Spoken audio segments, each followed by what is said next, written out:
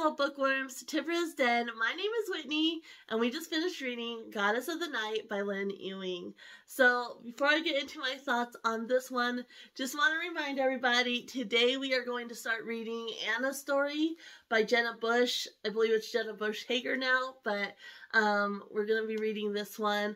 I hope you will join us regardless of your political views. That is not what this book is about.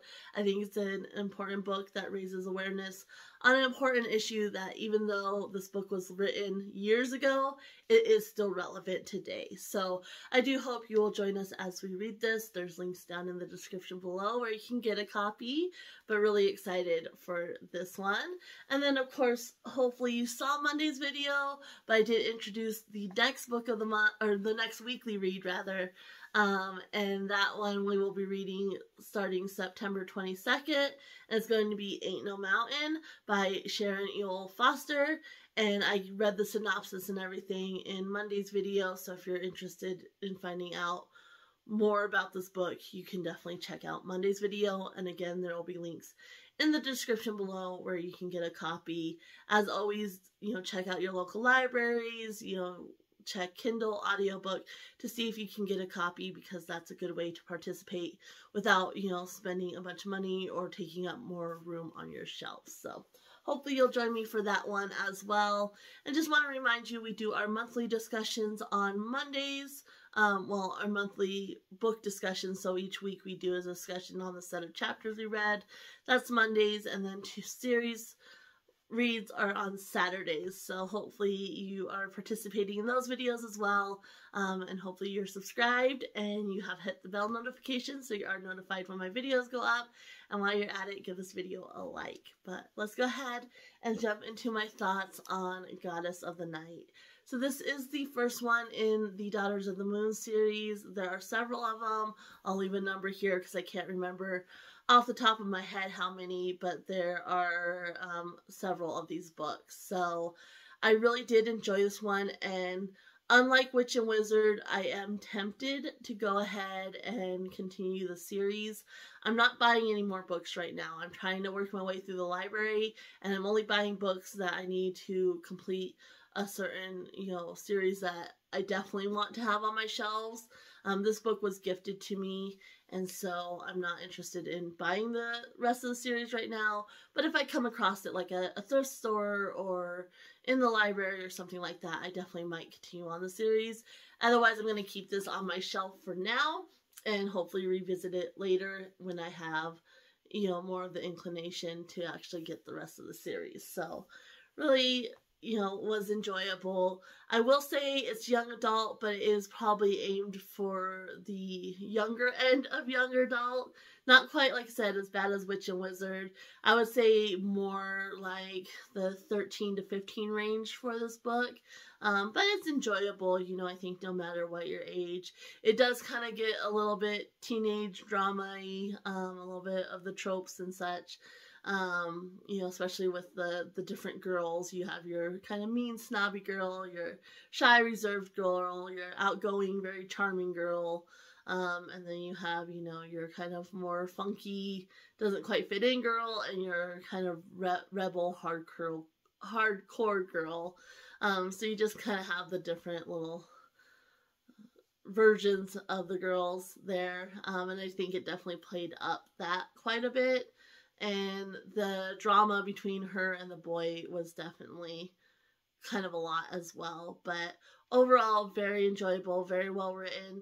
It was simple, but again, it's a young adult book, and it wasn't near as simple as Witch and Wizard. There's definitely some depth to it.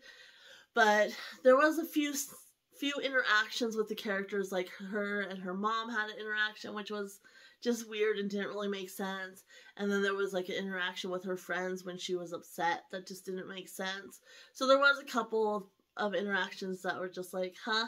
And I'm not sure quite what the author was getting at with those interactions, because they just didn't make sense. And I know it's a fiction book, but being fiction, unless you're going like sci-fi where you're creating a whole new race, or, alien type being, you know, there's still certain rules on how people interact, and these interactions were just weird, and that's coming from me who's autistic and don't understand interactions as well. It didn't make sense to me, or maybe that's why I didn't understand them, because I'm autistic, who knows. But if you read it, you'll have to let me know what you think.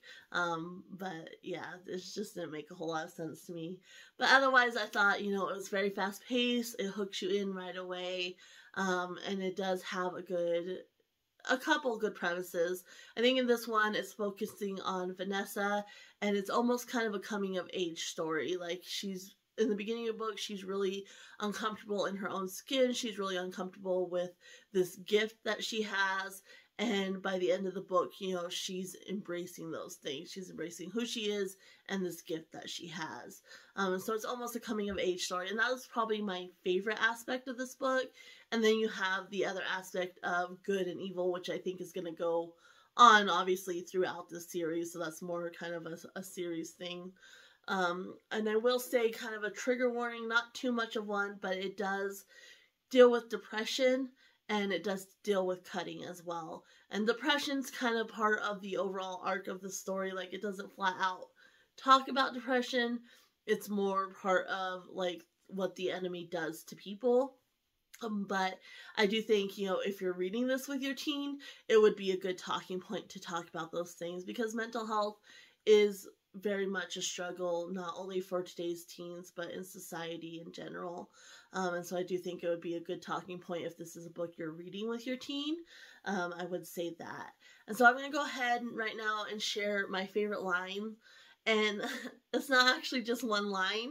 I couldn't find one that just one line, and it actually is kind of in two parts. So the first part is on page 174, which I believe is chapter 15. And that one, there's two different lines on that one.